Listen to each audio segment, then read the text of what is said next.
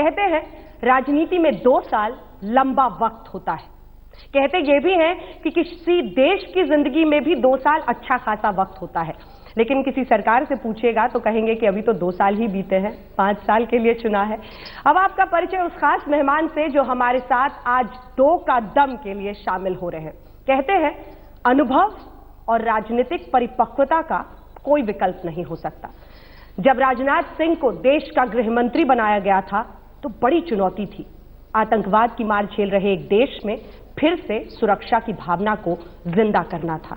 कितना कुछ हासिल हुआ है, कितना कुछ अगले 3 साल में हासिल करना है, इसी पर चर्चा के लिए हमारे साथ गृह मंत्री राजनाथ सिंह जी मौजूद हैं आज तक पर। बहुत बहुत शुक्रिया सर। धन्यवाद जी। मेरा पहला सवाल आपसे यही है, मैं पहले आपको कुछ सुना दूं, मैं वहां से शुरू करना चाहती हूँ। आपको सुनाती हूँ कि 2 में कितना दम तो आज है, लेकिन सफर ये कहां से शुरू हुआ था, क्योंकि बतौर अध्यक्ष आप ही ने इस देश के प्रधानमंत्री उम्मीदवार होंगे बीजेपी की तरफ से इसका ऐलान किया था। जीत के बाद उन्होंने क्या कहा था, सुनिए। राजनाथ सिंह जी इस टीम के कैप्टन थे और उनकी कैप्टनशिप में लक्षावधि कार्यकर्ताओं ने ये विजयश्री को प्राप्त किया है और इसके man of the match Shri Amit bhai Shah थे। तो वहां से शुरू हुआ ये सफर, Amit Shah man of the match और आप कप्तान। आज जब 2 साल बाद आप देखते हैं अपनी सरकार को, नंबर 2 है आप सरकार में, कितना हासिल किया है? जो हाइप एक वक्त पर बना था, क्या उस मकाम तक आप लोग पहुंच पाए? वैसे जिस समय पार्टी ने नरेंद्र भाई मोदी को प्रधानमंत्री के कैंडिडेट के रूप में प्रोजेक्ट किया था और जिस अपेक्षा के साथ प्रोजेक्ट किया था, मैं कह सकता हूं कि पार्टी की अपेक्षाओं की कसौटी पर ही नहीं बल्कि इस देश की जनता की अपेक्षाओं की कसौटी पर मोदी जी पूरी तरह से खरे उतरे हैं। यदि हमसे पूछे कोई कि आउट ऑफ 100 कितनी आप मार्किंग देना चाहेंगे तो मैं कहूंगा आउट ऑफ 100/100। और मैं इसलिए कहना के पीछे तथ्य हैं जो मैं कह रहा हूं। इस सच्चाई को कोई नकार नहीं सकता है कि विगत 2 वर्षों में अंतर्राष्ट्रीय जगत में भारत का मस्तक ऊंचा हुआ है, भारत की प्रतिष्ठा बढ़ी है। इस हकीकत को भी कोई नकार नहीं सकता है कि जहां तक भ्रष्टाचार का सवाल है, पहले की सरकारें होती थी 1 साल, 1.5 साल, 2 साल के अंदर ही भ्रष्टाचार के कई गंभीर आरोप लगते थे, लेकिन 2 वर्षों में इस सरकार के ऊपर एक भी भ्रष्टाचार का आरोप नहीं लगा है। सबसे बड़ी उपलब्धि यह भी मैं 2 वर्षों की मानता हूं कि देश की अर्थव्यवस्था डवाडोल हो चुकी थी पिछली कांग्रेस लेड यूपीए गवर्नमेंट के शासनकाल में। यहां सच है कि अटल बिहारी वाजपेयी जी की जब यहां गवर्नमेंट थी तो उस समय हमारे देश के जीडीपी की ग्रोथ रेट अप्रॉक्सिमेटली 8.4% तक पहुंच चुकी थी। 5 वर्षों तक उसके बाद लगातार उसी इकोनॉमी का जो मोमेंटम था उस आधार पर सरकार चलती रही, लेकिन दूसरा फेज जो 5 वर्ष का था 2009 से लेकर 2014 का यूपीए गवर्नमेंट का, उसमें देश की अर्थव्यवस्था जो है लड़खड़ाने लगी थी। लेकिन मोदी जी के प्रधानमंत्री बनने के बाद और यह सरकार आने के बाद जो स्थिति इस समय आर्थिक क्षेत्र में भारत की बनी है कि आप स्वयं जानते हैं सारा विश्व इस सच्चाई को स्वीकार कर रहा है कि इस विश्व में फास्टेस्ट ग्रोइंग इकोनॉमी यदि किसी कंट्री की है तो भारत की है। प्रमुख रूप से 3 यह मैं मेजर अचीवमेंट्स मानता हूं और ये 3 मेजर अचीवमेंट्स हमको कैसे हासिल हुए इस पर तो बहुत लंबी चर्चा हो सकती है। लेकिन 2 बड़ी उपलब्धियां अगर आपके नजरिए से गृह मंत्रालय में देखें तो क्या कहेंगे? क्योंकि 2 का दम है।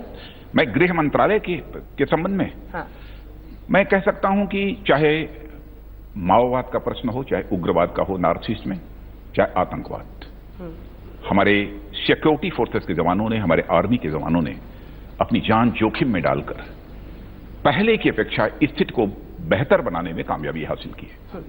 कोई तो कसक होगी, कुछ कहीं पर कमी जो लगा कसक मैं यही मानता हूं कि मैं तो यह चाहता हूं कि चाहे माओवाद का यह प्रभाव हो, चाहे उग्रवाद का प्रभाव हो नॉर्थ ईस्ट में, यह सब सारा समाप्त होना चाहिए। आतंकवाद का प्रभाव समाप्त होना चाहिए। हिंसा का सिलसिला भारत में रुकना चाहिए। भारत तो सदैव से अहिंसा का पुजारी रहा है। मैं जरा बाटला हाउस पर इसलिए जा रही हूं क्योंकि उसका भूत फिर से निकला है बीते दिनों। उस बाटला एनकाउंटर पर किस तरह की सियासत हुई उस पर खैर बाद में आएंगे, लेकिन जो जानकारी आ रही है वहां से फरार एक आतंकी, ये यूपीए 1 में हुआ था, वहां का फरार एक आतंकी आरोपी जो भी कह लीजिए वो आईएसआईएस में शामिल हो गया है। आईएसआईएस कितनी बड़ी चुनौती बन रहा है अगर इस तरह से युवा जा रहे हैं और बाटला शख्स वहां शामिल हो रहा है, ये अपने आप में क्या बताता है? आईएसआईएस को मैं भारत के लिए बहुत बड़ी चुनौती नहीं मानता हूं, व्यक्तिगत रूप से हमारा मानना है, क्योंकि मैं जानता हूं कि हमारे भारत का रहने वाला मुसलमान यहां की संस्कृति और यहां की परंपराओं में इस तरीके से रचा बसा है कि आईएसआईएस जैसे संगठनों को भारत में अपनी गतिविधि चलाने की इजाजत किसी भी सूरत में नहीं देगा। इसलिए आईएसआईएस भले ही विश्व के दूसरे देशों में अपना कुछ प्रभाव स्थापित कर ले, लेकिन मुझे पूरा विश्वास है कि भारत में आईएसआईएस का प्रभाव बढ़ने नहीं पाएगा। और कुछ तथ्य हमारे सामने, हमारे पास, जिन तथ्यों के आधार पर मैं यह बात कह रहा हूं। क्योंकि बहुत सारे वीडियोस इस तरह के वायरल बार बार हो रहे हैं जिसमें दिखाया जाता है लड़कों को अपनी तरफ खींच रहे हैं वो, तो इन सब पर नियंत्रण कैसे होगा, कैसी स्ट्रैटेजी बनेगी? वैसे कुछ कार्रवाई इसमें हुई है जी, लेकिन मैं समझता हूं कि वो संख्या गिनी चुनी है। जितनी चर्चा आईएसआईएस की होती है और भारत में क्या आईएसआईएस का प्रभाव भारत में बढ़ रहा है, ऐसा कुछ नहीं है। हकीकत तो यही है। ठीक है, समाचार पत्रों में अथवा दूसरे अन्य स्रोतों से चर्चा भले ही होती हो, लेकिन यह हकीकत नहीं है कि आईएसआईएस का प्रभाव भारत में बड़ी तेजी के साथ बढ़ रहा है। अब सर उस सियासत पर जरा पहुंचते हैं जो बाटला एनकाउंटर में हमने देखा है, क्योंकि आपको गृह मंत्रालय एक ऐसी विरासत मिली है जहां पर एनकाउंटर पे भी सियासत होती है। शिवराज पाटिल जो उस वक्त के गृह मंत्री थे वो सामने आकर कह रहे हैं कि वो सही एनकाउंटर था, दिग्विजय सिंह जो फर्जी बताते रहे हैं वो गलत है। दिग्विजय सिंह कहते थे फर्जी है। सलमान खुर्शीद ने कहा कि जब बाटला एनकाउंटर का सुना तो सोनिया गांधी की आंखों से आंसू गिरने लगे। अब इसीलिए क्या हम आतंकवाद के सामने इतने कमजोर पड़े कि आतंकियों के मामले में भी वोट के लिए उसको इस्तेमाल? देखिए, आतंकवाद का सवाल हो, चाहे उग्रवाद का सवाल हो अथवा माओवाद का सवाल हो, ये सब सारे देश की सुरक्षा के लिए, यह सब सारे जो सारी जो बड़ी चुनौतियां हैं, मैं समझता हूं कि इसको राजनीतिक लाभ हानि के तराजू पर नहीं तोड़ना चाहिए, बल्कि बराबर इस नजरिए से देखना चाहिए कि इन सब सारे उसका प्रभाव समाप्त करके, चाहे आतंकवाद हो, माओवाद हो, उग्रवाद हो, हम भारत को कैसे सुरक्षित रह सकते हैं। क्योंकि यदि हम भारत का विकास करना चाहते हैं तो हम सभी जानते हैं कि विकास की पहली शर्त होती है सुरक्षा। जब तक भारत सुरक्षित नहीं रहेगा तब तक भारत का हम जैसा विकास करना चाहते हैं वो विकास कर पाना हमारे लिए संभव नहीं हो पाएगा। जो बड़ा सवाल अब हर कोई देश के गृह मंत्री से जानना चाहता है वो आतंकवाद के नजरिए से है कि दाऊद पर कार्रवाई होगी। क्या दाऊद कभी हिंदुस्तान आएगा? दाऊद एक अंतर्राष्ट्रीय अपराधी है। वैसे भारत को और पाकिस्तान में है। भारत को जो भी दस्तावेज देने चाहिए पाकिस्तान को, भारत ने सारे दस्तावेज पाकिस्तान को दिए हैं। हमारा प्रयत्न है कि पाकिस्तान को भारत को सौंपे, उसका प्रत्यार्पण होना चाहिए, लेकिन पाकिस्तान इसे नहीं कर रहा है। लेकिन जैसा मैंने पहले कहा कि दाऊद एक अंतर्राष्ट्रीय अपराधी है, तो अंतर्राष्ट्रीय जगत के भी देशों को चाहिए कि वो पाकिस्तान को या तो परसुएट करें अथवा पाकिस्तान के ऊपर प्रेशर बिल्डअप करें कि पाकिस्तान दाऊद के विरुद्ध हुआ कार्रवाई करे। ये दबाव कैसे बनेगा?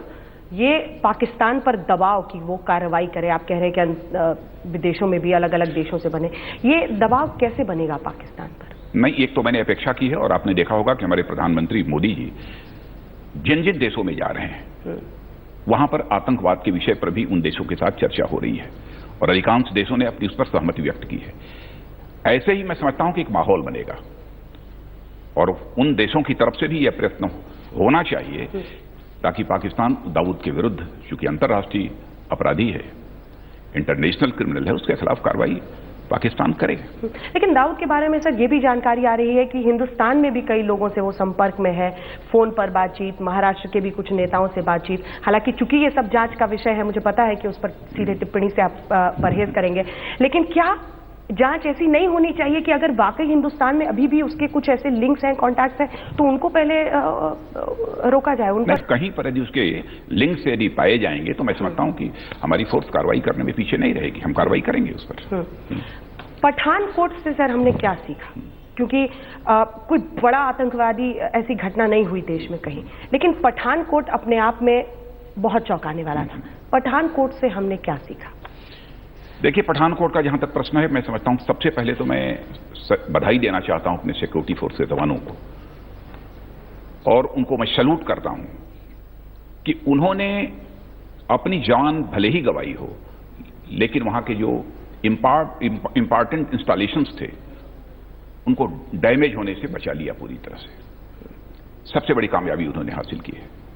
हाँ, लेकिन घटना हुई है, यह सच है, और ऐसी घटना की पुनरावृत्ति भविष्य में न होने पाए, इसके लिए थोड़ा और अधिक सावधानी हम लोगों को बरतने की आवश्यकता है। लेकिन ये भी क्या सच है कि जब इसके बाद जॉइंट इन्वेस्टिगेटिव टीम पाकिस्तान से आ रही थी, तो बतौर गृह मंत्री राजनाथ सिंह जी नहीं चाहते थे कि ये टीम एयरफोर्स स्टेशन तक जाए? कमोबेश यह सहमति बन गई थी कि वहां से GIT भी आएगी पाकिस्तान से यहाँ की जांच करने के लिए, और NIA भी यहाँ से पाकिस्तान जाएगी, वहां जो इससे संबंधित अपराधी हैं उनका इंट्रोगेशन करने के लिए, उनसे पूछताछ करने के लिए। लेकिन विदेश सचिव स्तर पर भी बातचीत हुई है, और मैं समझता हूं कि हम लोगों को प्रतीक्षा करनी चाहिए अभी पाकिस्तान के रिस्पांस की। देखते हैं आगे क्या होता है। पर आप खुद ऐसा चाहेंगे कि ये जल्द से जल्द हो? मैं चाहूंगा कि हमारी NIA की टीम पाकिस्तान जाए और पूरे मामले की गहराई तक वो जांच कर सके। अब जरा वहां से निकल के अगर जम्मू कश्मीर पहुंचे, जहां पर BJP PDP की सरकार चल रही है, आए दिन परेशानियों के बीच सवाल यह है कि आपने कहा था कि हम कश्मीरी पंडितों को यहाँ वापस बसाएंगे, लेकिन महबूबा जी की तस्वीर उस पर साफ होती नहीं, वो साफ कुछ कहती नहीं, जमीन की बात आती है तो 2 कदम पीछे चली जाती हैं। कैसे बसाएंगे आप? देखिए, इसके पहले मुफ्ती साहब जब चीफ मिनिस्टर थे, उनसे हमारी बातचीत हुई थी कश्मीरी पंडितों को कश्मीर में बसाने के संबंध में। मैंने उनसे कहा था कि यदि आप जमीन उपलब्ध कराएंगे तब उसके बाद यह काम वहां प्रारंभ हो सकता है, तो इस पर उन्होंने अपनी सहमति जताई थी। लेकिन अभी दुर्भाग्यवश वो हमारे बीच नहीं रहे। उसके बाद और महबूबा जी से भी हमने चर्चा की है, लेकिन अभी इनके गवर्नमेंट बने हुए बामुश्किल महीने भर हुए हैं, तो मैं समझता हूं कि उन्हें और अधिक समय मिलना चाहिए। लेकिन कश्मीरी पंडितों को वहां रिहेबिलिटेट करने के लिए, पुनर्वासित करने के लिए हमारे पास फंड भी है। जो ही जम्मू कश्मीर गवर्नमेंट वहां पर जमीन उपलब्ध कराएगी, हम उनके रिहेबिलिटेशन के लिए वहां पर हाउसेज बनाने का काम शुरू कर देंगे। मतलब बतौर गृह मंत्री आप पूरी तरह से अपनी तरफ से तैयार हैं? तैयार हैं। जमीन मिलेगी और घर उनके लिए बनना शुरू हो जाएगा? बिल्कुल बनना शुरू। वहां के हालात नियंत्रण में रह पाएंगे? हालात नियंत्रण में रहेंगे, उसके लिए भरपूर कोशिश की जाएगी। हालात के अनियंत्रित होने का कोई कारण नहीं है, अगर सरकार वहां चाहे और आप लोग चाहें तो। अब जरा हालात पर पूरे देश की बात करते हैं। इनटॉलरेंस के इर्द गिर्द एक बड़ी बहस देश में छेड़ी गई, लेकिन इसी के साथ एक दूसरा पक्ष ये भी है कि भारत माता की जय, कोई छुरी बोले मैं नहीं बोलूंगा, ये पूरा अपने किस्म की सियासत चली। लेकिन नेशनलिज्म का सर्टिफिकेट बांटने की भी बात कई बयान बहादुर BJP में खुद है। इसको कैसे देखते हैं आप, और इनको कैसे रोका जाएगा? और ये जो नेशनलिज्म का सर्टिफिकेट वाला है सर, ये देखिए, नेशनलिज्म का सर्टिफिकेट देने का कोई सवाल नहीं है, लेकिन मैं समझता हूं कि बयानबाजी से भी बचना चाहिए, जिससे किसी प्रकार की कोई उत्तेजना पैदा होने की संभावना हो, और साथ ही भारत के टुकड़े टुकड़े करने के नारे लगाने से भी लोगों को बचना चाहिए।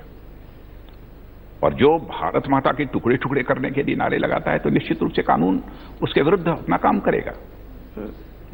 लेकिन इसी के साथ JNU का पूरा मामला हुआ, अभी तक क्या उन लोगों तक हम नहीं पहुंच पाए जिन्होंने वहां पर टुकड़े टुकड़े का नारा लगाया था? ये पूरी कार्रवाई जो हो रही है वो दिल्ली पुलिस के द्वारा हो रही है। इसके पहले भी जो कार्रवाई की दिल्ली पुलिस ने किया है। अब आगे जो भी चार्जशीट सबमिट करना होगा पूरे मामले की इन्वेस्टिगेशन करने के बाद, तो वह दिल्ली पुलिस ही करेगी। लेकिन हमने उस मामले में हस्तक्षेप नहीं किया है सर। लेकिन आप भी ये मानते हैं कि जबरन किसी से भारत माता की जय बुलवाना, या क्योंकि आपने कहा कि बयानों से बचना चाहिए, जबरन नहीं बुलवाना चाहिए? जबरन ये किसी को फोर्स के भारत माता की जय बोलो, व्यक्ति तो अब सेल्फ इंस्पिरेशन से बोलेगा, भारत में रहता है तो बोलेगा, लेकिन स्वतः की प्रेरणा से ही बोलेगा। अब प्रधानमंत्री पर आ जाते हैं। कांग्रेस ने खूब प्रचार किया है, ये तो सुपर PMO है, जो वहां पर डिसाइड हो गया बस वही सब लोग करते हैं, किसी की राय लेते नहीं है प्रधानमंत्री। क्या ये सच है? नंबर 2 है आप सरकार से, आप जो बोलेंगे वो महत्वपूर्ण होगा। मैं समझता हूं कि ये आरोप जो हमारे प्रधानमंत्री जी के ऊपर लगता है पूरी तरह से बेबुनियाद है और निराधार है। प्रधानमंत्री जो भी फैसले करते हैं अपने मंत्रिमंडल के सहयोगियों से राय परामर्श करने के बाद ही करते हैं। जो भी फैसले करते हैं यदि कोई ऐसा आरोप लगाता है तो मैं समझता हूं कि सरकार के कामकाज की शैली से वो परिचित नहीं है। हमारे सामने तो एक भी ऐसा मुद्दा नहीं है जिसके बारे में मैं कह सकूं कि बिना बातचीत किए हुए, बिना राय परामर्श किए हुए उन्होंने किया होगा। कहीं तालमेल में कोई कमी नहीं? तालमेल में कहीं पर कोई कमी का कोई प्रश्न ही नहीं है। आप लोग भी अपनी तरफ से जिसको जो सुझाव देना है कैबिनेट की बैठक में खूब जमकर, आपने देखा होगा कि हमारी कैबिनेट की बैठक आधे घंटे में समाप्त नहीं होती है। 2 घंटे, 2.5 घंटे और 3-3 घंटे तक हमारी कैबिनेट की बैठक चलती है। उसमें ब्रेनस्टॉर्मिंग करते हैं? बिल्कुल जबरदस्त होती है, चाहे वो किसी भी मिनिस्ट्री से रिलेटेड इशू क्यों न हो, लेकिन उस पर जो भी अपना विचार व्यक्त करना चाहता है सभी अपने विचार व्यक्त करते हैं। क्या मोदी का जादू बरकरार है? तब के कप्तान आपको कहा था प्रधानमंत्री ने, आपने उनको 100 में से 100 दे दिया, लेकिन क्या वो जादू जो एक वक्त पर जो लहर, क्योंकि मुझे याद है लखनऊ में सर आप रैली कर रहे थे और बड़ी भीड़ थी वहां पर और मैं लंबे वक्त तक गाड़ी से आपके पीछे गई, फिर हमने इंटरव्यू किया आपका, आपने तब कहा था कि स्वीपिंग मेजॉरिटी मिलेगी और वो सच हुआ। हमने उसको ब्रेकिंग न्यूज भी आज तक पे चलाया था और वो हुआ। क्या उस तरह से वेव और मोदी मोदी जो हम लोग उस वक्त सुनते थे, क्या वो जादू बरकरार है देश में? वैसे असम में जब ओथ सेरेमनी का कार्यक्रम था तो ओथ सेरेमनी का कार्यक्रम संपन्न होने के बाद जब प्रधानमंत्री जी असम में जो लोग भी ओथ सेरेमनी में मौजूद थे लोगों को संबोधित कर रहे थे, वहां भी मोदी मोदी के नारे लग रहे थे। जैसे चुनाव के समय में मोदी मोदी के नारे लग रहे थे, वैसे ही इस समय भी सार्वजनिक सभाओं में भी मोदी मोदी के नारे लगते हैं। तो लोगों के अंदर जब तक उमंग उत्साह नहीं होगा तब और अपने नेता के प्रति हृदय से लगाव नहीं होगा तो इस प्रकार के नारे नहीं लगाएंगे। किसी के कहने पर कोई नारा नहीं लगाता है, और नारे लगते हैं तो किसी के कहने पर, तो मैं समझता हूं 1-2 बार नारे लगते हैं, उसके बाद समाप्त हो जाते हैं। तो आपको लगता है वो जादू बरकरार है? तो मैं मानता हूं। असम ने क्या कहा है? असम ने क्या कहा है देश को? असम ने पूर्वोत्तर में बड़ी जीत से आप देख रहे हैं और अमित शाह जिस तरह से राजनीति को लेकर, चुनाव को लेकर, उस पर क्या कहेंगे?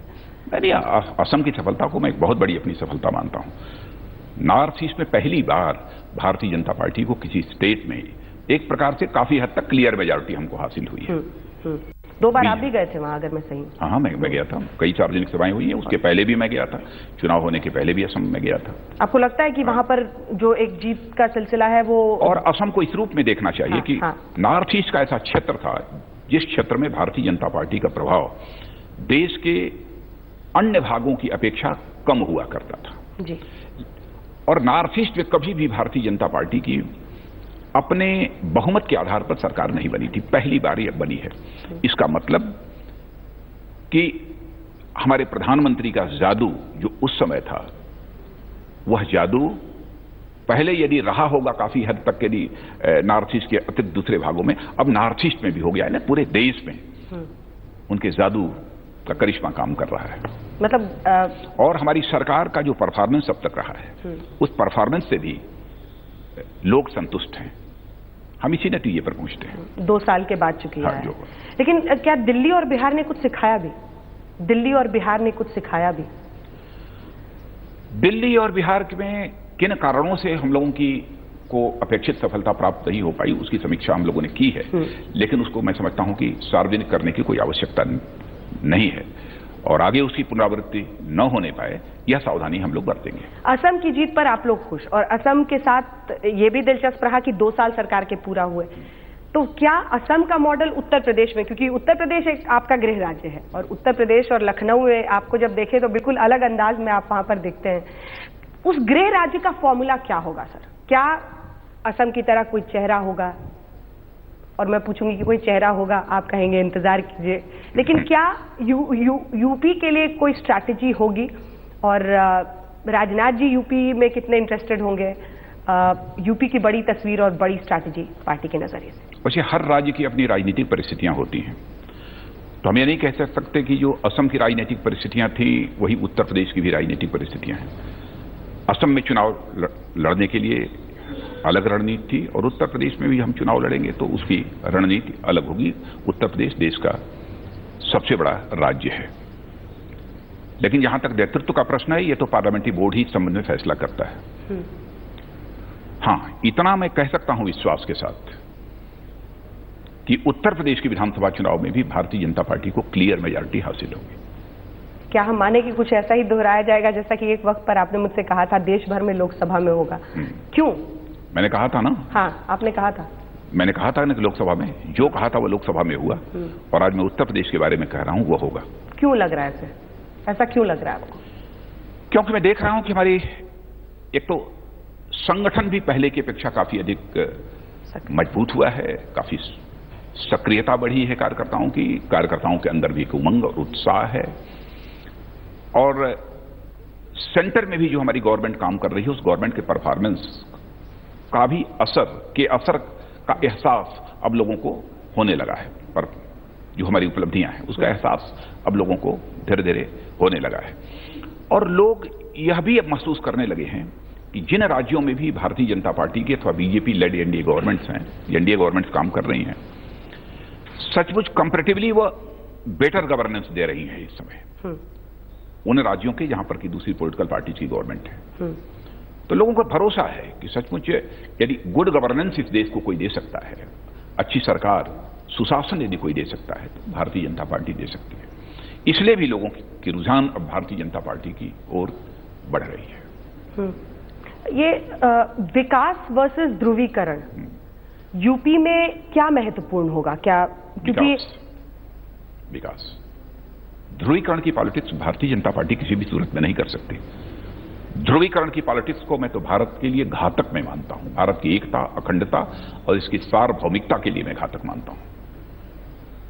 और ध्रुवीकरण की राजनीति वे ही करते हैं जो राजनीति केवल सरकार बनाने के लिए करते हैं, जो राजनीति केवल सरकार बनाने के लिए नहीं करते हैं बल्कि समाज बनाने के लिए करते हैं, देश बनाने के लिए करते हैं, वे कभी भी ध्रुवीकरण की राजनीति नहीं कर सकते। तो भारतीय जनता पार्टी ऐसी ही राजनीतिक पार्टी है जो राजनीति केवल सरकार बनाने के लिए नहीं करती है। हम समाज बनाने के लिए राजनीति करते हैं, देश बनाने के लिए राजनीति करते हैं। इसलिए भारतीय जनता पार्टी के द्वारा ध्रुवीकरण की राजनीति का समर्थन करना कदापि संभव नहीं है। जातीय समीकरण भी उत्तर प्रदेश में एक बड़ी महत्वपूर्ण चीज होगी, उसको भी कहीं ना कहीं साधना पड़ता है जब यूपी में चुनाव लड़ने हो। मायावती जिस तरह की पॉलिटिक्स करती हैं, अखिलेश यादव करते हैं, ये कैसे, इसका गणित कैसे बैठेगा? देखिए, उत्तर प्रदेश में समाजवादी पार्टी, बहुजन समाज पार्टी, इन दो राजनीतिक पार्टियों ने सचमुच जातिगत राजनीति को काफी बढ़ाया है, इसमें कहीं दो मत नहीं है। लेकिन उत्तर प्रदेश की जनता की जागरूकता पर मुझे पूरा विश्वास है, और इस बार के चुनाव में उत्तर प्रदेश की जनता जाति, पंथ अथवा मजहब की राजनीति के आधार पर फैसला नहीं करेगी, बल्कि इस बार यदि फैसला करेगी तो इंसाफ, इंसानियत के आधार पर फैसला करेगी, और इस आधार पर फैसला करेगी कि उत्तर प्रदेश का विकास कौन राजनीतिक पार्टी कर सकती है, यानी प्रदेश को कौन पार्टी सुशासन दे सकती है, गुड गवर्नेंस दे सकती है, उत्तर प्रदेश का डेवलपमेंट कर सकती है। इस आधार पर प्रदेश की जनता फैसला करेगी। राहुल गांधी पर क्या कहेंगे? कुछ नहीं कहेंगे। आपको लगता है कि राहुल गांधी में अब भी वो परिपक्वता है कि वो विपक्ष के रूप में एक, मैं चाहती हूं कि अब आप इसका जवाब दे ही दे क्योंकि आपकी हंसी बहुत कुछ कह रही है। आपको लगता है कि उनमें क्या वो परिपक्वता है कि वो एक विपक्ष दे सके इस देश को ऐसा मजबूत, या फिर विकल्प है ही नहीं? किस राजनीतिक नेता में परिपक्वता है, अपरिपक्वता है, इस संबंध में मैंने कभी न टिप्पणी की है, न भविष्य में भी कभी टिप्पणी मैं करूंगा। सचमुच राजनीतिक नेता की परिपक्वता, अपरिपक्वता का फैसला तो जनता ही करती है, इसलिए मैं अपनी तरफ से कोई टिप्पणी नहीं करना चाहूंगा। मैंने किसी के संबंध में किया है, इनके बारे में करूंगा। राजा जी, आप किसान चेहरा भी हैं और आपने उत्तर प्रदेश में लोग, किसान हूं भी, किसान हैं भी, और बीजेपी की तरफ से, इसीलिए मैं कह रही थी किसान चेहरा, क्योंकि आप जमीन से जुड़े हुए हैं। आपको लगता है कि जमीन अधिग्रहण के मुद्दे पर थोड़ी जल्दबाजी हुई थी सरकार से, जिस पर अध्यादेश में आप लोगों ने फिर अंततः वही फैसला लिया? देखिए, हम लोग जमीन अधिग्रहण के संबंध में जो अध्यादेश उस समय जारी हुआ था, सचमुच इस देश के विकास के लिए स्वाभाविक है कि भूमि की आवश्यकता होगी, उसमें किसी प्रकार का कोई अवरोध न पैदा हो। लेकिन साथ ही इस बात की भी हम लोगों ने चिंता की है कि हमारे देश के किसानों को भी किसी भी प्रकार की क्षति न होने पाए, उन्हें भी भूमि अधिग्रहण का खामियाजा न भुगतना पड़े। इन सब चीजों को ध्यान में रखकर हम लोगों ने अध्यादेश तैयार किया था। लेकिन एक माहौल सारे देश भर में बन गया कि यह जो अध्यादेश आ रहा है वह किसान विरोधी है। तो आपने देखा, हम लोगों ने इस बात की चिंता नहीं की कि हम लोगों के ऊपर कोई आरोप लगेगा कि यह सरकार पीछे हट गई, इसकी चिंता नहीं की, क्योंकि हमारे लिए देश सर्वोपरि था। हमारे लिए इस देश का किसान, गांव गरीब किसान सर्वोपरि था। इसलिए हम लोगों ने कहा कि इस देश का किसान ही नहीं चाहता है उसे, इस देश का गांव ही इसे स्वीकार करने को तैयार नहीं है, तो हम लोगों ने अपने कदम को वापस कर लिया। और जो पहले का अध्यादेश है भूमि अधिग्रहण से संबंधित, वही अध्यादेश आगे चल रहा है। एक और नेगेटिव कैंपेनिंग जो बहुत बिहार में भी हमने देखा और तमाम विपक्ष कर रहा है, वो ये कि आरक्षण को लेकर बीजेपी संघ कुछ और चाहते हैं, कुछ भागवत जी के बयानों को लेकर उसके इर्द गिर्द खूब सियासत हुई कि एंटी बैकवर्ड है, मतलब ओबीसी है। ये इसको कम्बैट करना कितना महत्वपूर्ण हो? नहीं, ऐसा देखिए, दूसरी यहाँ तक आरक्षण, यहाँ तक आरएसएस का प्रश्न है, आरएसएस कभी भी भारतीय जनता पार्टी को कोई निर्देश नहीं देता है। भारतीय जनता पार्टी स्वयं ही अपनी नीतियों के संबंध में फैसले करती है। यह बात सच है कि भारतीय जनता पार्टी में हम जैसे बहुत सारे लोग हैं जो कि राष्ट्रीय स्वयंसेवक संघ के स्वयंसेवक हैं, इसमें कहीं दो मत नहीं है। लेकिन आरक्षण का विरोध भारतीय जनता पार्टी करती है तो सोचा भी नहीं जा सकता, क्यों करेंगे हम विरोध। और आपको शायद जानकारी इस बात की होगी कि उत्तर प्रदेश में मुख्यमंत्री रहते हुए मैंने उत्तर प्रदेश के अति पिछड़े और अति दलितों को भी आरक्षण का लाभ मिलना चाहिए, इस दृष्टि से एक कानून भी बनाया था। क्या दलितों को फिर से अपने बहुत करीब लाना है? बिहार में थोड़ा सा उनका भरोसा वैसा नहीं रहा, ये चिंता है पार्टी में? हम तो समाज के सभी वर्गों को लाना चाहते हैं, और जिन्हें दलित कहा जाता है उस समाज की भी हम उपेक्षा किसी भी सूरत में नहीं होने देंगे। हमें चिंता करनी है कि उनका भी विकास कैसे हो, क्योंकि जब तक सभी का विकास नहीं होगा तब तक हम भारत को जैसा एक विकसित भारत बनाना चाहते हैं वह हमारा स्वप्न किसी भी सूरत में साकार नहीं हो पाएगा। इसीलिए आपने देखा होगा कि जिस समय 2014 का हम लोग चुनाव लड़ रहे थे, उस समय भी हमारे प्रधानमंत्री जी ने सबका साथ और सबका विकास यह नारा दिया था। यानी हमारी मूल सोच ही यह रही है, सबका विकास होना चाहिए, और सबका विकास होना चाहिए तो सबको साथ लेकर होना चाहिए। एक बार सर मैं वापस उस आईएसआईएस और बाटला की शुरुआत हमने वहीं से की थी, लेकिन आपने कहा कि आईएसआईएस कोई बड़ा खतरा नहीं है, लेकिन भारत के लिए मैं नहीं मानता। लेकिन जिस तरह की सियासत होती है, बाटला एनकाउंटर पर जमकर आज भी सियासत हो रही है। शिवराज पाटिल तब के गृह मंत्री कह रहे हैं कि फर्जी एनकाउंटर नहीं था, जेन्युइन था, सरकार ने किया है, आप हमारे साथ रहिए। कांग्रेस पार्टी कुछ और कहती है, सोनिया गांधी अब एक अलग वोट बैंक के लिए आंसू बहाती हैं। तो ये अपने आप में क्या उसको बढ़ावा देना नहीं है? वही आतंकवाद पर सियासत करके कहीं कमजोर देश को दिखाना नहीं है? मैं समझता हूं कि एनकाउंटर उस समय का बटाला हाउस का वह सही था अथवा गलत था, इस संबंध में जानकारी रखने वाला उस समय के गृह मंत्री से बेहतर और कोई दूसरा नहीं हो सकता है। और मैं समझता हूं कि जो कुछ भी हमारे पाटिल साहब कह रहे हैं उसी बात को सच मानना चाहिए। और ये सियासत बंद होनी चाहिए। सियासत तो बंद होनी ही चाहिए, चाहे आतंकवाद हो, माओवाद हो, उग्रवाद हो, इन सब सारी चीजों पर सियासत बंद होनी चाहिए। जिनसे हिंसा का जन्म होता हो, हिंसा को प्रोत्साहन मिलता हो, वह सिलसिला भारत में समाप्त होना चाहिए। भारत में स्वस्थ लोकतांत्रिक व्यवस्था है, इसमें किसी को यदि कोई अपनी बात कहनी है तो लोकतांत्रिक तरीके से अपनी बात को कह सकता है। लेकिन ये क्यों करते हैं? मतलब ये धर्म और वोट बैंक की राजनीति के लिए दिग्विजय सिंह का बार बार आना और हर 6 महीने पे कहना वो फर्जी एनकाउंटर था, या फिर किसी और बड़े नेता का कांग्रेस का आके कहना, आखिर वो मैंने बताया पहले भी आपको कि कुछ लोग जो केवल सरकार बनाने के लिए राजनीति करते हैं वे ही जो है कास्ट, क्रीड, रिलीजन की पॉलिटिक्स करते हैं, इसकी चर्चा करते रहते हैं। इसकी चर्चा करने का कोई मतलब नहीं है। सर, अब एक बड़ी चुनौती जो शायद पूरा देश मानता हो, दिल्ली सरकार और उससे तालमेल बिठाना, क्योंकि अरविंद केजरीवाल खुलकर कहते हैं कि एलजी साहब हमारे खिलाफ है, केंद्र सरकार हमारे खिलाफ है, गृह मंत्री काम नहीं करने देते, उनके इशारे पर दिल्ली पुलिस काम करती है। कितनी बड़ी मुश्किल ये है आपके लिए? मैं चाहता हूं कोई एक तथ्य तो बतला दें कि गृह मंत्रालय उन्हें परेशान किया हो, भारत सरकार ने उन्हें परेशान किया हो, अनावश्यक ही दिल्ली की पुलिस ने परेशान किया हो, कुछ बतलाएं तो। लेकिन जहां तक हमारी सरकार का प्रश्न है, भारत के संघीय ढांचे की हकीकत को हम समझते हैं। केंद्र और राज्य के बीच जब तक बेहतर संबंध नहीं होगा, अच्छे संबंध नहीं होंगे, तब तक हम संघीय ढांचे के पीछे की जो परिकल्पना है उसके अनुरूप हम काम नहीं कर पाएंगे, हम देश को आगे नहीं ले जा पाएंगे। हम तो सभी राज्यों को सहयोग करते हैं और इस हकीकत को भी समझना चाहिए कि दिल्ली एक यूनियन टेरिटरी है, स्टेट नहीं है। जो कॉन्स्टिट्यूशनल प्रोविजंस हैं, जो रूल्स रेगुलेशंस हैं, उसी आधार पर ही कोई सरकार चलेगी, उसी आधार पर फैसले भी तो हमको करने पड़ेंगे। उससे इतर जाकर हम कोई दूसरा पैमाना फैसले करने के लिए नहीं बनाएंगे।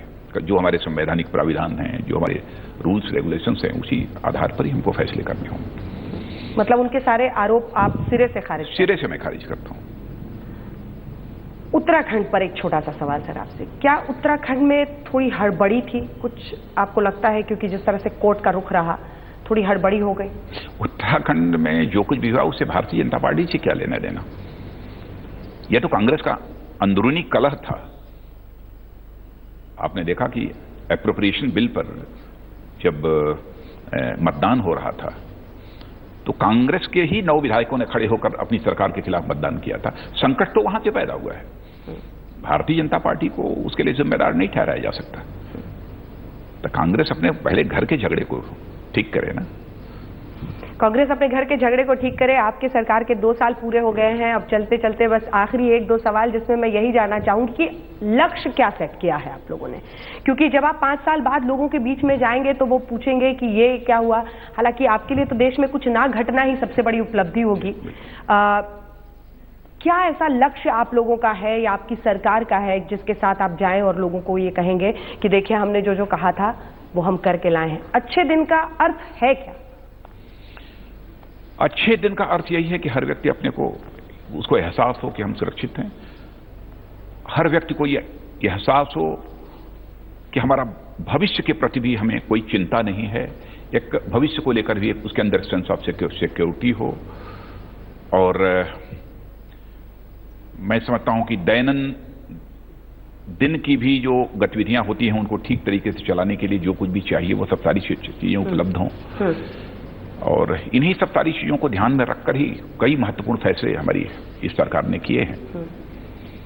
और भारत देखा कि वो सबसे पहली चीज जो ये चाहते हैं कि करप्शन नहीं होना चाहिए, भ्रष्टाचार नहीं होना चाहिए। और आपने देखा कि जनता की उस अपेक्षा की कसौटी पर हम लोग खरे उतरे हैं 2 वर्षों में। देश की अर्थव्यवस्था को आगे बढ़ाने का जहां तक प्रश्न है, सारा विश्व स्वीकार कर रहा है कि फास्टेस्ट ग्रोइंग इकोनॉमी, यानी सबसे तेज बढ़ने वाली अर्थव्यवस्था इस समय हमारे भारत की है। अब ये सब चीजें हो रही हैं। नौकरियां मिलेंगी लोगों को, क्योंकि 1 करोड़ नौकरियों का बिल्कुल जॉब अपॉर्चुनिटीज हम क्रिएट कर रहे हैं। जॉब अपॉर्चुनिटीज पहले से बढ़ भी रही हैं। क्या जहां से एक बार फिर मैंने कहा था कि दाऊद के इर्द गिर्द, हाफिज सईद के इर्द गिर्द, क्या इस देश के गृह मंत्री एक ऐसी स्थिति में है कि वो आश्वासन देश को दे सकें कि न्याय होगा इन आतंकियों? ऐसे अंतर्राष्ट्रीय अपराधियों के संबंध में गृह मंत्री को बोलना नहीं चाहिए खुलकर। जो किया जा सकता है उस गृह मंत्री को अथवा संबंधित सरकार को करना चाहिए। इसलिए बार बार जब मुझसे ये सवाल पूछे जाते हैं तो मैं कुछ बोलता नहीं हूं, लेकिन यही मैं कहता हूं कि सारे दस्तावेज हम लोगों ने उपलब्ध कराए हैं और जो कुछ भी संभव है वो कर रहे हैं और जो कुछ भी संभव होगा करेंगे। हां, यह बात सच है कि हमको अंतर्राष्ट्रीय और हमारे राष्ट्रीय जो कानून है उनका ध्यान रखना होगा। चूंकि उत्तराखंड पर सर अभी बात हुई थी, आपने कहा था कि कांग्रेस अपने घर को संभाले, लेकिन क्या राष्ट्रपति शासन लगाने में जो एक जल्दबाजी दिखी उस पर सवाल खड़े हुए कोर्ट की तरफ से? अब तो कोर्ट में मामला सब जुडिस है, अब फैसले की प्रतीक्षा करिए। अब यह सवाल तो सचमुच पूछा जाना चाहिए। हाँ। तो उत्तराखंड के गवर्नर से पूछा जाना चाहिए, हमसे क्यों पूछ रही हैं? चलते चलते कुछ ऐसा जो आप कहना चाहें लोगों को, क्योंकि आजकल हमने देखा है सर कि एक वक्त था आप हमेशा मिलते थे, अब आप उतना नहीं बोलते हैं जितना आप पहले बोलते थे। तो काम ज्यादा वक्त ले रहा है या? गृह मंत्रालय की ऐसी जिम्मेदारी होती है कि इसमें कम बोलना चाहिए जी। जो ज्यादा बोलेगा वो कुछ कर नहीं पाएगा, इसीलिए मैं बचता हूं। ऐसे बार बार आपने दाऊद के ऊपर सवाल पूछे, बार बार आपने ISIS के ऊपर सवाल पूछे, तो जो गृह मंत्री बराबर इस पर बोलता ही रहेगा कि मैं ये कर डालूंगा, वो कर डालूंगा, वो काम क्या करेगा? इसीलिए मैं काम पे फोकस है और उसी में ज्यादा वक्त जाता है। और जो ये हाइप के इर्द गिर्द लोग विवाद छेड़ते हैं कि बीजेपी सरकार अपना काम प्रोजेक्ट करने में ज्यादा पैसे लगाती है। अरविंद केजरीवाल ने कह दिया इतने करोड़ फूंक दिए हैं। आपने देखा होगा कम से कम 1 साल और 2 साल जब पूरा होता है तो उसके बाद ही तो स्वाभाविक है कोई सरकार जो है जनता को ये बतलाती है, जनता को हिसाब देना कि हमने 2 वर्षों में क्या किया, यह भी तो हमारा नैतिक दायित्व है। और केवल प्रिंट और इलेक्ट्रॉनिक मीडिया के माध्यम से ही हम देश की जनता को अपना हिसाब किताब नहीं दे रहे हैं, बल्कि आज ये रैली है सहारनपुर में जहां स्वयं प्रधानमंत्री जी अपने 2 वर्षों के कामकाज का हिसाब किताब देने के लिए जनता को जा रहे हैं। मैं भी उनके साथ जा रहा हूं, हम दोनों लोग उस रैली में मौजूद रहेंगे। क्या महत्व होगा इसका, क्योंकि एक लग रहा है कि यूपी की जमीन तैयार हो रही है चुनाव। यूपी के चुनाव से इसको जोड़कर नहीं देखना चाहिए, बल्कि इसको इस रूप में देखना चाहिए कि यह जो काम करने वाली यह जो सरकार है इस समय केंद्र की, वह सरकार जनता से मुंह छिपा कर काम करने वाली सरकार नहीं है, जनता से आंख चुरा कर काम करने वाली सरकार नहीं है, बल्कि ऐसी काम करने वाली सरकार है जो जनता की आंखों में आंख डालकर काम करने वाली सरकार है। आपको नहीं लगता कि कांग्रेस का बड़ी छोटी राजनीति दिखी जो इन्होंने अमिताभ बच्चन पर सवाल खड़ा कर दिया? क्योंकि बेटी बचाओ बेटी पढ़ाओ तो देश के लिए एक अभियान है, उसको एक व्यक्ति के और ऐसे आरोपियों को से बचने लगे तो नेशनल हेराल्ड मामले में खुद सोनिया गांधी सब पर केस है, तो ये एक बेबुनियाद और छोटी राजनीति का हिस्सा था अमिताभ बच्चन पर उंगली उठाना। अब आप स्वयं ही फैसला कर लीजिए कि कैसी राजनीति। मैं क्या कहूंगी, छोटी राजनीति की बड़ी राजनीति देश समझेगा।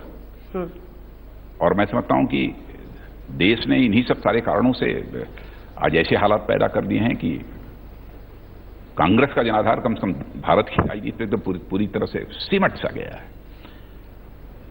और हिंदुस्तान के अधिकांश ऐसे बड़े राज्य हैं जहां पर कि पॉलिटिकल सिग्निफिकेंस कांग्रेस का, यानी कांग्रेस का राजनीतिक दृष्टि से महत्वहीन होती जा रही है। ये आपने कहा कि घटनाएं कम हो, गृह मंत्री के रूप में यही आपका अंतिम लक्ष्य है, लेकिन इसी के साथ सर वैसे मैं कहना चाहूंगा आप आंकड़े भी उठाकर देख लीजिए। मैं आंकड़े यहां नहीं दे रहा हूं, लेकिन विगत 10 वर्षों में 12 वर्षों में देखा जाए तो इस समय आतंकवाद हो, उग्रवाद हो और ये माओवाद हो, वो अपने लोवेस्ट पॉइंट पर है विगत 10 वर्षों में। ये चूंकि आपने कहा कि एक अच्छा वातावरण देश में हो, ये भी आप ही की जिम्मेदारी, पूरी कोशिश होती है जी। तो ये कुछ फ्रिंज एलिमेंट्स देखा गया है सर, जैसे फ्रिंज क्या कहें, बजरंग दल जिसने शौर्य शिविर किया कि हम आतंकवाद के खिलाफ अपना एक बल बना रहे हैं। वहां पर गौ रक्षा के लिए अगर पंजाब में कुछ लोग हथियारबंद होकर सड़क पर निकल जाते हैं, इस पर नियंत्रण कैसे हो? देखिए ऐसा है, सब क्या ऐसा निजी दल होना चाहिए हथियार वाला? यह तो कानून और व्यवस्था का जहां तक प्रश्न है, यह सब राज्य सरकारों की जिम्मेदारी है। राज्य सरकारों को जो कुछ भी करना हो करें। इस संबंध में मुझे कुछ नहीं कहना। आखिरी सवाल जिसके साथ हम समापन कर देंगे, अपने आप को, प्रधानमंत्री नरेंद्र मोदी को और अपनी इस मोदी सरकार को, जिसके लिए आप लोगों ने इतनी मेहनत की थी उस वक्त, कहां पर देख रहे हैं आप 2 साल में? और आपको लग रहा है कि ये छवि बिगाड़ने की जो कोशिश विपक्ष की हो रही है, सारे इकट्ठा हो रहे हैं, ये अपने अभी ममता बनर्जी की स्वेरिंग इन में फिर से नीतीश, लालू सब जा रहे हैं, सब इकट्ठा होंगे। हमने बिहार में भी देखा था, केजरीवाल तक लालू के साथ मंच पर पहुंच गए थे। तो इस सरकार के साइड इफेक्ट्स दिख रहे हैं उधर, उसके लिए पूरी तैयारी है। हमारे प्रधानमंत्री जी ने भी ममता जी को बधाई दी है, शुभकामनाएं दी हैं। मैंने भी ममता जी को बधाई दी है, शुभकामनाएं दी हैं। अरे कोई जा रहा है उनकी ओर सेरेमनी में भाग लेने के लिए तो कोई अपराध नहीं है, जाना चाहिए। हमारी सरकार से भी कोई जाएगा। हाँ। लेकिन ये इकट्ठा हो रहे हैं मोदी जी के खिलाफ मोर्चेबंदी के लिए। देखिए इकट्ठे तो पहले भी थे लोग और आगे भी इकट्ठे होते रहे। मैं समझता हूं उसकी हमें चिंता नहीं करनी है। सरकार ने जो जिम्मेदारी हम लोगों के ऊपर सौंपी है सरकार चलाने की, देशहित में काम करने की, उस जिम्मेदारी का हमको ठीक तरीके से निर्वहन करना है। हमें सावधानी बस इतनी ही बरतनी है।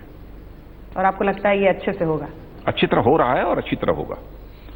और भारत मैं समझता हूं कि एक विश्व के डेवलप्ड कंट्री के रूप में खड़ा होगा। गृहमंत्री जी, आपने मेरे हर सवाल का जवाब दिया और जिस तरीके से सवाल का जवाब होना चाहिए, कम से कम खुले दिल से पूरी जानकारी के साथ दिया। बहुत बहुत शुक्रिया आपका हमसे बातचीत करने के लिए। कुछ कहना चाहेंगे अंत में? नहीं, कहना क्या। तो ये मोदी में कितना दम, 2 में आपने 100/100 दे दिया है और कह रहे हैं 5 साल में देश भी 100/100। बिल्कुल निश्चित रूप से देगा। बहुत बहुत शुक्रिया आपका राजनाथ जी।